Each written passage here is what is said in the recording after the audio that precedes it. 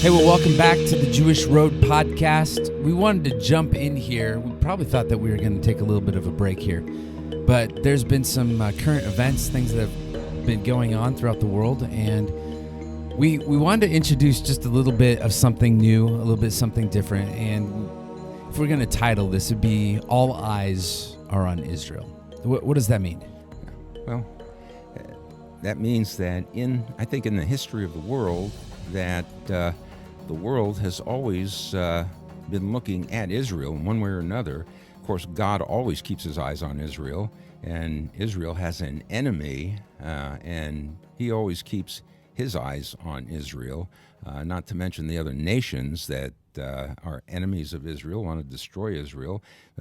From the time that God said to Abram, I choose you, Satan said, okay, I choose you too. Yeah, you got everybody looking there, and all of a sudden now you have an enemy. There's a villain in the story. Yeah, and, I think for various different reasons, the world is looking at Israel, but the world looks at Israel for a lot of different reasons, technology, medical, agriculture, and it's always been at the crossroads of civilization, right? If you want to go up from Syria down to Africa, you got to go through Israel. So, you look at Israel from a land perspective, and all of the great battles throughout history have been fought in the land of Israel. Yeah. You have agriculture that's coming out of Israel. A third of the citrus that goes to Europe is coming out of Israel. Oh, Israel is the largest exporter of produce to Europe of any country in the world. Right. So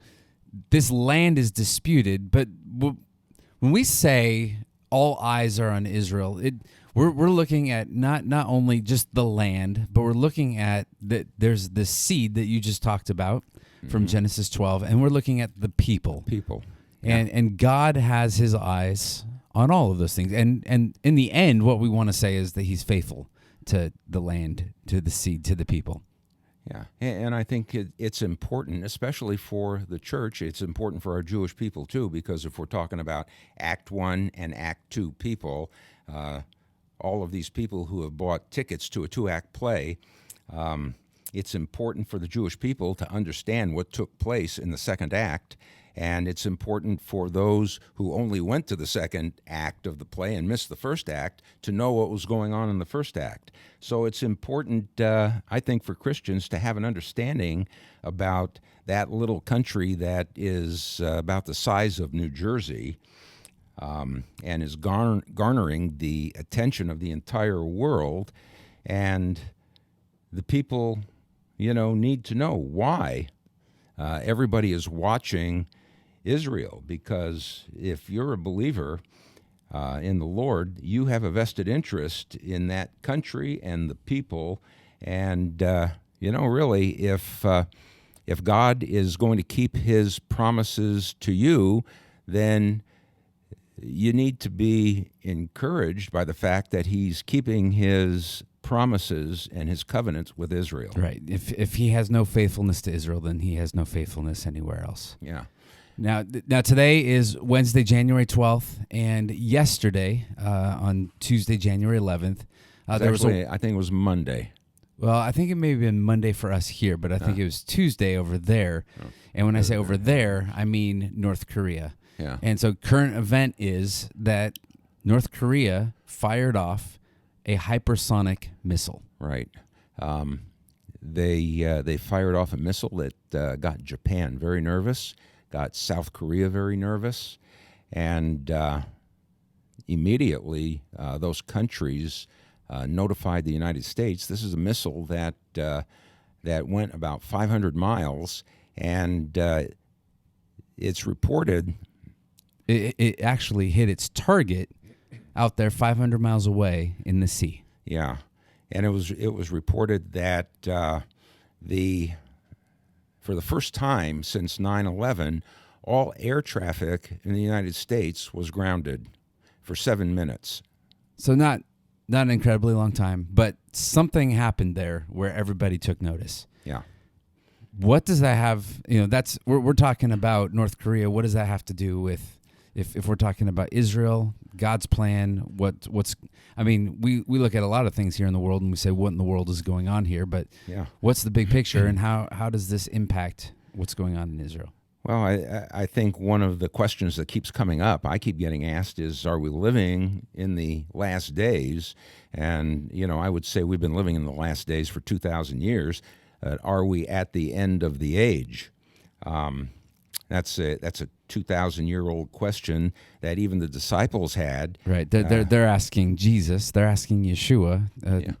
Is this it? Are you about to overthrow Rome? Yeah. What is the sign of the end of the age?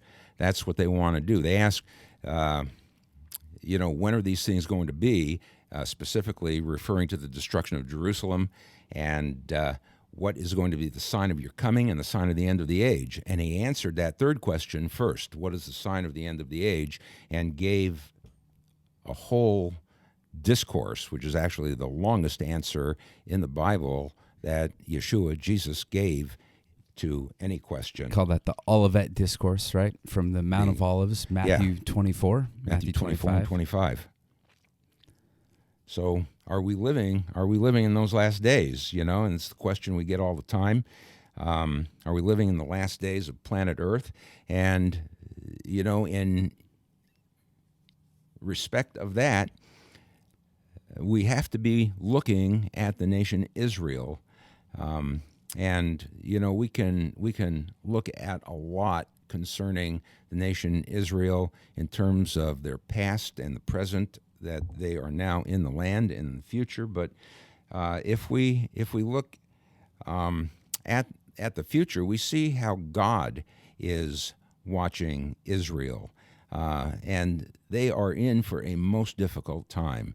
Israel has gone through tremendous persecutions and difficulties in their history. When we talk about pogroms and we talk about crusades and we talk about the Holocaust, and yet what Israel has gone through so far is going to be nothing compared to what the Bible says is going to happen, a tribulation that ultimately will lead to Israel's salvation, at least the remnant that will be there, but very difficult times coming. It seems like right now that we are in the calm before a coming storm that is before the coming calm.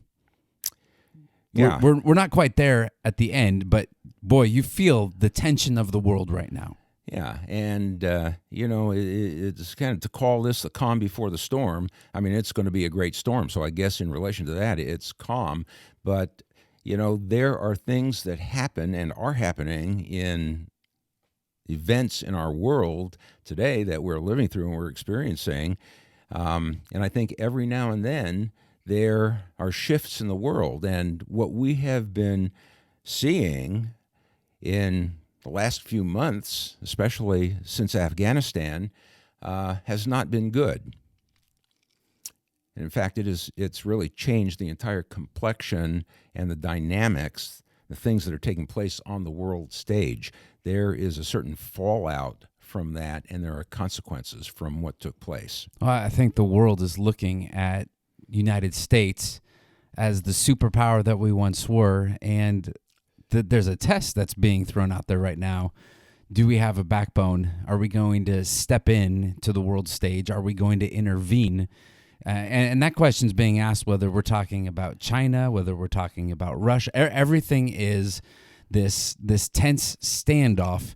And are we going to remain strong, not only for ourselves, but are we going to remain a strong ally for those who need us, right? Yeah, Whether it's not only friends, for our friends, South Korea, but we're looking at Israel here too. The United States has always been dependable, and I've lived long enough now to boys have the truth. Yeah, to have lived through a number of wars and battles between countries and significant unrest in the world in different places and even here in this country.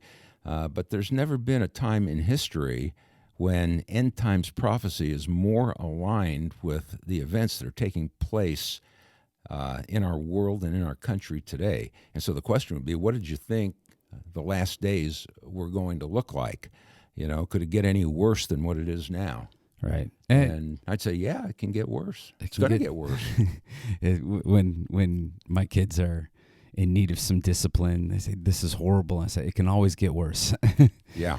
But you've always been end of days, doomsday, it's all going down.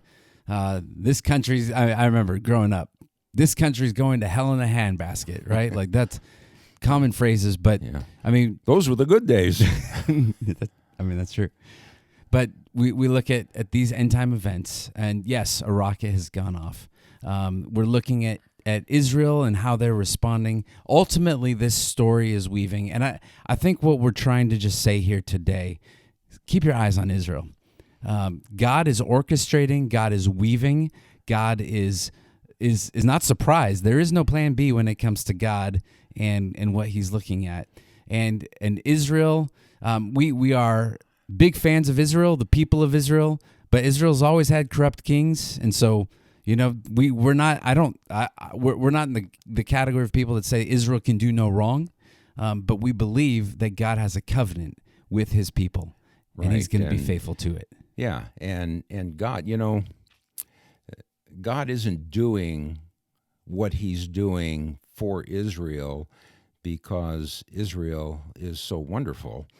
He's doing it for his name's sake, the Bible tells us. Because he's so wonderful. Yeah.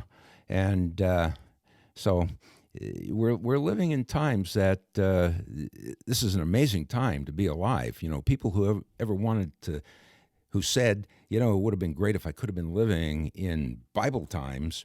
You're living in Bible times right now. This is the end of days, the end of the age. We are getting very close. And and this is the first time that the nation of Israel and the church have existed at the same time. Yeah. It's the only time in the history that both of these entities, you might say, have coexisted. And some have even said God has two chosen people today. And the chosenness, I think, of the church is different than Israel. The church is different than Israel in that they were never promised a land. They never occupied a land. They were never kicked out of that land because of their sin. The church was never promised that it would be brought back into that land. So the bottom line of all of that is the church is not Israel. The church was not given a covenant. They were given a commission. I believe Israel was given a covenant. The church was given a commission. And even the new covenant under which the church operates is made with Israel. Yeah. I think that, and we have to be careful with that when you say there's two chosen people and there's a whole other category that we can get into that could cause confusion. So we want to be sure that we're not saying that the church has replaced Israel as God's chosen people. Well, that's the whole point of that the church is not Israel. And, it's worthwhile saying that the latest Pew survey that came out just a couple of years ago, 75% of the church is replacement theology. That means that God is finished with Israel, and now he has given all the promises that he was going to give to Israel to the church, and the church is now God's new people. And that is simply not true. Welcome to Pandora's box. Yeah. You just opened it, and I don't know if we can ever close that again. But we're going to close it because that's really all and more than what we really wanted to say today. Keep your eyes on the world events. It's not enough for us to be biblically illiterate. It's not enough for us to put our heads in the sand. Just as Jesus said, he stood over Jerusalem and he wept. He said, I wish that you knew this the day of your visitation. I believe that he's coming back and that he's looking for his people once again to be declaring his coming, to be watchful and waiting, because we will know the day that he's coming. At some point, he's going to come again, and he's going to restore all things to himself. Yeah. We're talking about a God who is a covenant-keeping God. And so it would be worthwhile for us to go back and look at that covenant and look at God's promises to Israel in the past. And there has been such a huge gap in time since Israel was out of the land, almost 2,000 years, to today, looking at God's relationship to Israel in the present and what's coming in the future. Yeah. We went too far. Yeah. We talked too much. Well, that's okay. And we didn't even have a back to the Catskills moment. No. We'll save that for when we really start out with season 2. Yeah. All right. Hey, keep your eyes on Israel. God's eyes are watching, and we should be watching too. So until we talk to you next time, Shalom, Shalom, Yerushalayim. Pray for the peace Of Jerusalem. of Jerusalem. Amen. All right, Shalom.